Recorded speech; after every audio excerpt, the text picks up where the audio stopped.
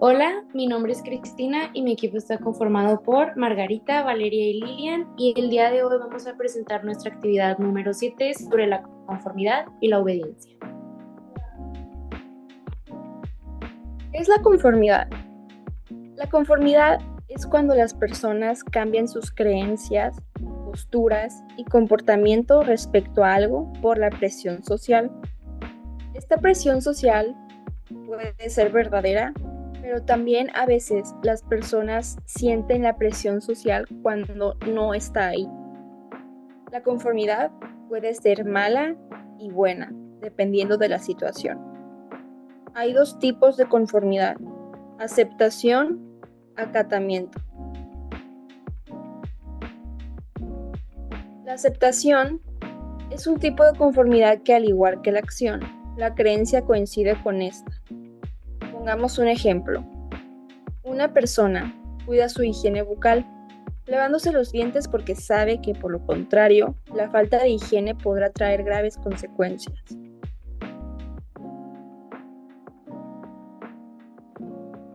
Otro tipo de conformidad es el acatamiento. Este es un tipo de conformidad que consiste en cumplir acciones de la sociedad aunque uno no esté de acuerdo con ellas. Por ejemplo, tener que usar zapatos negros ciertos días para ir a la escuela porque son las normas de la institución. Este tipo de ejemplo es obediencia, o sea, que tiene que cumplir ciertas reglas. Otro ejemplo es ir a un lugar con cierto tipo de música al que todo tu grupo de amigos les gusta e ir solamente porque a todos los demás les gusta, aunque a ti realmente no te guste mucho, pero como sea vas para no ser el único que está en desacuerdo con el lugar. Bueno, ahora vamos a hablar de qué factores predicen la conformidad. Estos factores se pueden dividir en dos grupos, que son los factores situacionales y los factores psicológicos y culturales. Para el primer grupo, los factores de conformidad situacionales, existe el tamaño del grupo, aumenta la probabilidad de conformidad si el tamaño del grupo es de 3 a 5 personas en adelante.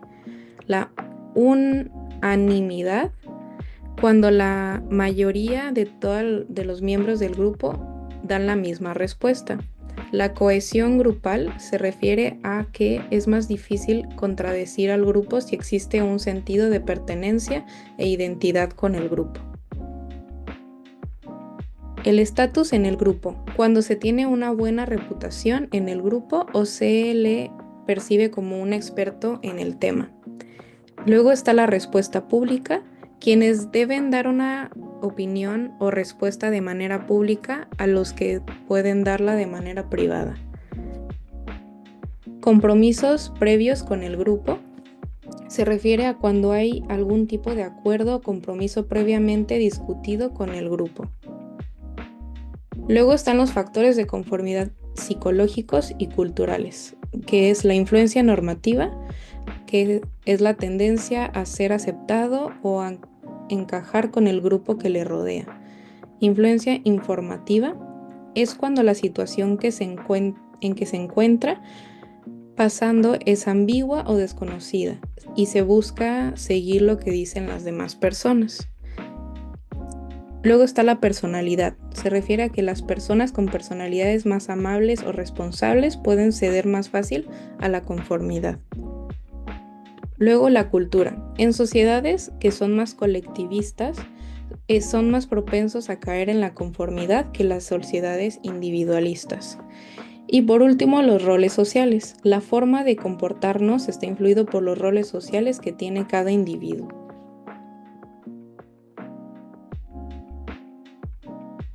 Yo voy a explicar sobre el caso de la prisión de Abu Ghraib. Esta era una prisión en Irak usada por el ejército de Estados Unidos tras la invasión del 2003. Se convirtió en un centro de detención de supuestos insurgentes, pero también en un escenario de abusos, torturas y abusos sistemáticos.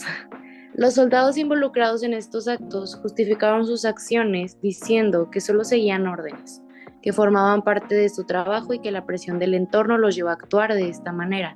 Esto no es nada nuevo, ya que la psicología lleva décadas estudiando cómo la gente puede hacer ese tipo de cosas tan terribles simplemente por obedecer o encajar en un grupo.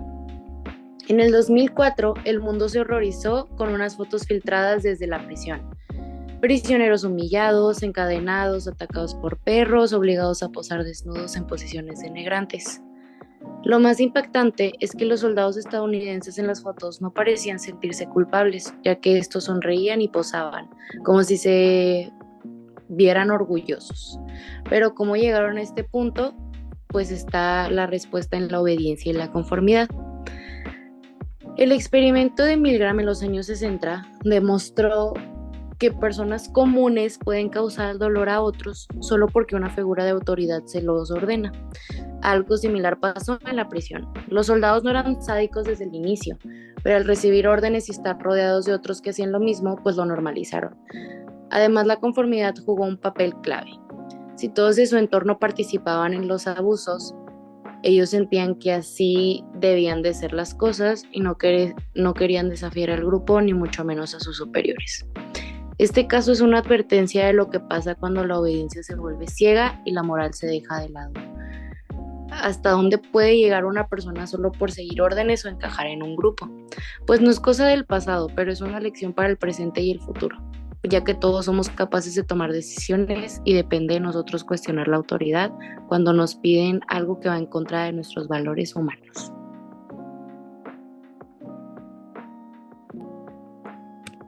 Bueno, yo voy a hablar sobre cómo el tema de la conformidad y la obediencia se relaciona al caso del que acabamos de hablar.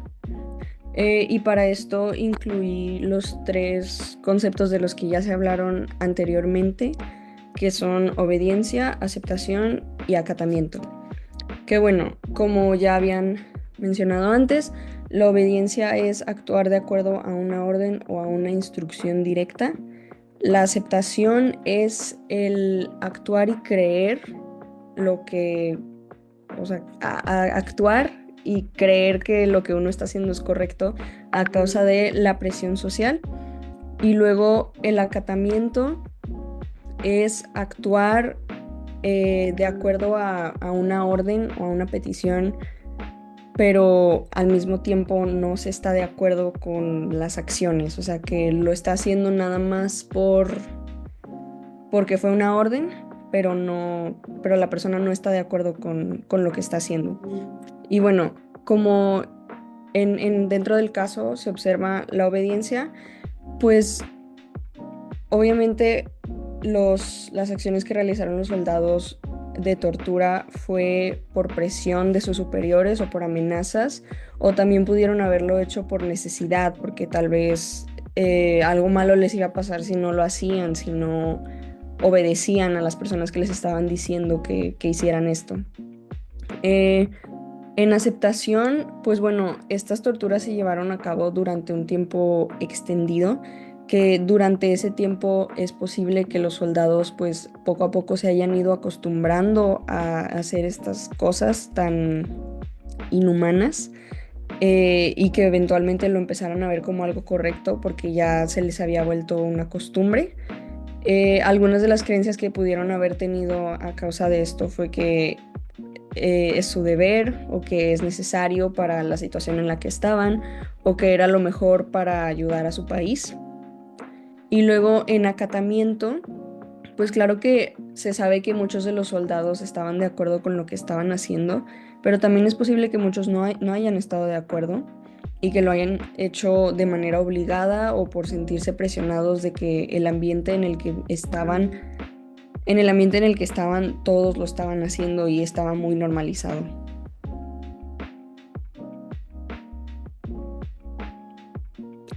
Bueno, y también quiero hablar sobre el efecto Lucifer, que es algo que fue propuesto por Philip Zimbardo, que básicamente dicta que las personas, a pesar de que tienen principios, pueden llegar a romperlas y cometer acciones violentas si están en peligro o si se les somete a mucha presión. Hay 3 conceptos dentro de esto, que es la desindividualización, la deshumanización y la despersonificación. Y bueno, la desindividualización es cuando una persona pierde la autoconciencia o su identidad individual cuando forma parte de un grupo. La deshumanización es cuando una persona percibe a otra persona como si no fuera humana, como si, pues sí, como le quita su humanidad, por así decirlo. Y luego la despersonificación es que cuando una persona sufre un evento que le provoca mucho impacto, esto puede hacer que se perciba de una manera diferente o que sienta que no es él mismo, por así decirlo. La desindividualización, bueno, es muy común que se use este tipo de métodos en un campo de tortura, en una prisión, para hacerlos sentir como que solo son un grupo y no son una persona individual, porque se trata a todos por igual. La deshumanización, pues principalmente en los soldados, porque cuando están torturando a la gente, ellos dejan de percibir a estas personas como humanos porque solo los ven como algo que están torturando. Y despersonificación, que fue lo que sucedió probablemente a ambos prisioneros y soldados, porque ambos vivieron eventos traumáticos, aun y cuando los soldados lo justificaron, igual fue algo traumático y que pudieron haber provocado un cambio en su percepción de poder o que sintieran que lo que estaban haciendo o cuando lo estaban haciendo, viviendo, no eran ellos.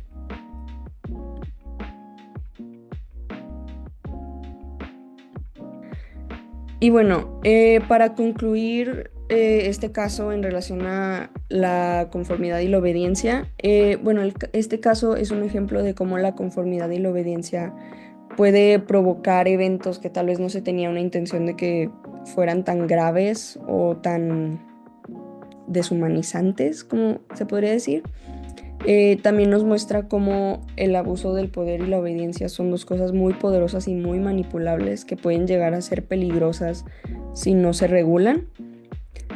Y también para terminar, pues todos los conceptos que se mencionaron son algunos de los muchos factores que provocaron y escalaron los eventos de este caso y que nos dejan claro que la percepción y la mente humana puede llegar a ser capaz de eventos de cometer actos muy inhumanos a causa de las circunstancias o situaciones en las que se encuentre.